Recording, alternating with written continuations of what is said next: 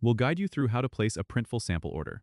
If you find this helpful, consider subscribing and liking the video. First, go to the Printful website and log into your account. Once you're logged in, head over to the main dashboard. On the left-hand side, you'll see a menu. Click on Orders, and then select Sample Orders from the drop-down menu. This is where you can place your sample order. Next, click on the New Order button, which will take you to a page where you can start selecting products. You need to choose the products you want to sample.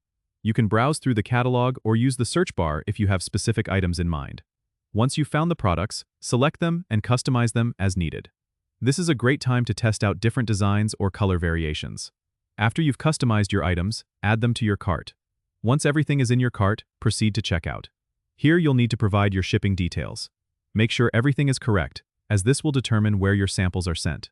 You can also review the order summary to ensure all items are correct. Then, you'll choose your payment method.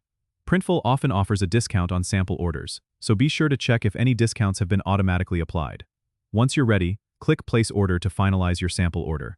You'll receive a confirmation email with your order details and can also track the status of your order directly on the Printful website under Orders. Ordering samples is a fantastic way to preview your products before offering them to your customers, ensuring quality and satisfaction.